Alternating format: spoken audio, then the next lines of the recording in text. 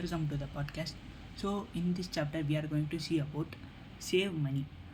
The core idea, the only factor you can completely control and build wealth in your saving rate is your saving rate.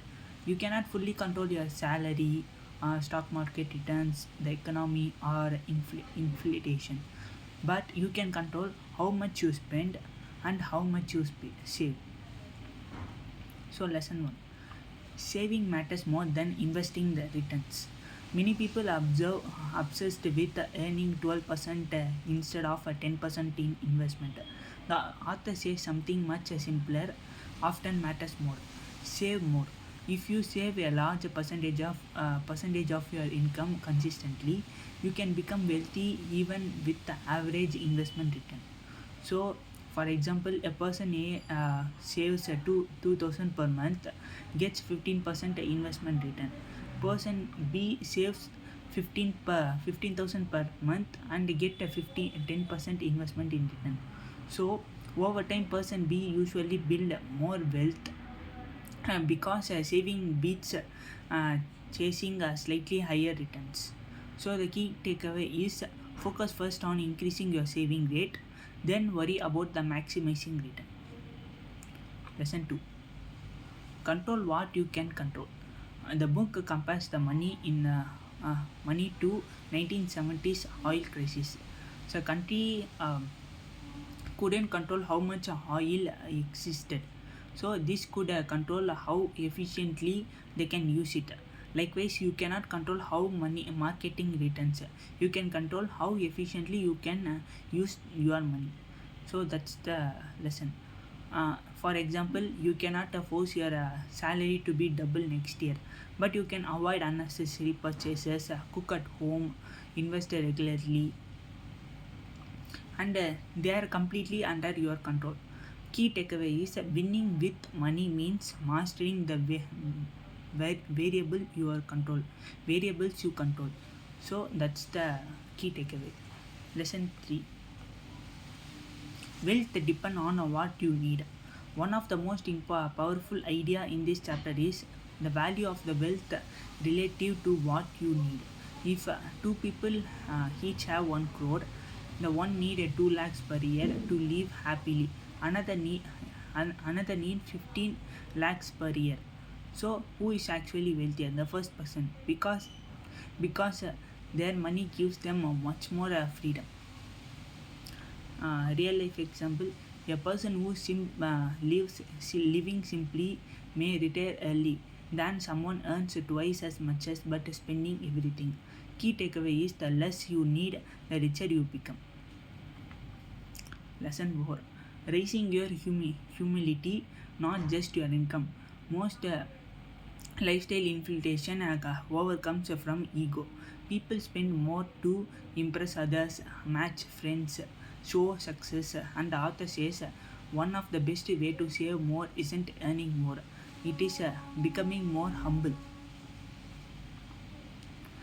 Real life example, you receive a salary raise, person option A, buy more expensive phone. Option B, to continue living the same way and investing in the rise. So option B, build a wealth much faster. The key takeaway is ego increase expense, the humility increases savings. So it's a key takeaway. Lesson 5, caring less about others saves money. The author says that you spend less when you deserve less. You deserve less when you stop worrying about what other people think. So real life example, buying shoes because you are worn out in a practical. So buying shoes because your friends bought expensive one in his ego. Then if you buy an shoe which is costlier than your friend, so he previously bought yesterday, and today you are buying a shoe that is more expensive than yesterday's your friend's shoe, then you are buying it because of the ego. So it is unnecessary spendings. So because of that you may lose your sum of money because of egos. So key takeaway is The less you seek approval, the easier saving becomes. Lesson 6. You don't need a reason to save. Many people save only for a house, a car, a retirement. The author disagrees. You can simply save because the life is unpredictable. Saving prepare you from opportunities, emergencies, and you can predict. So the real life example is someone with an emergency saving can quit a toxic job, handle medical bills, and start a business, taking a career break. Without saving, those options may not exist. So takeaway is save first, the reason often appear later. So lesson 7. Saving buys time and freedom. Money isn't bank isn't just an earning interest. It buys time, freedom, flexibility, better decisions, and low stress. This is called an hidden return of savings. So real life example: two employees lost their job. So employee A, no saving, must accept the first offer.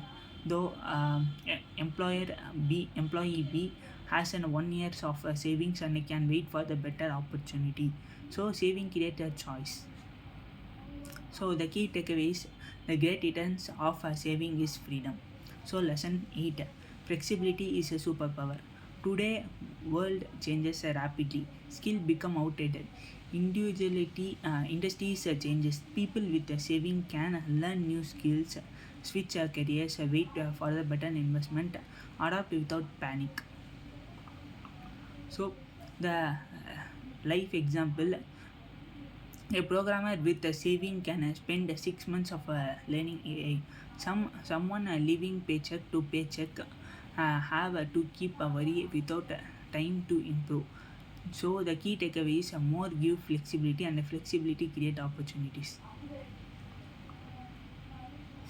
So lesson 9. Saving is more about the psychology than the math. Through the chapter, the author repeats the money success depends on more on the behavior than intelligence. The people who build the wealth usually live belongs to their means, ignoring the social pleasure, stay patient, stay consistency. So the key takeaway is good financial habit beats the complicated financial strategies. So in a one sentence summary, the fastest path to wealth isn't earning the most. It is consistently saving, controlling your spendings, and using the money to buy freedom and instead of status. So it is a conclusion of this chapter. So thank you for watching.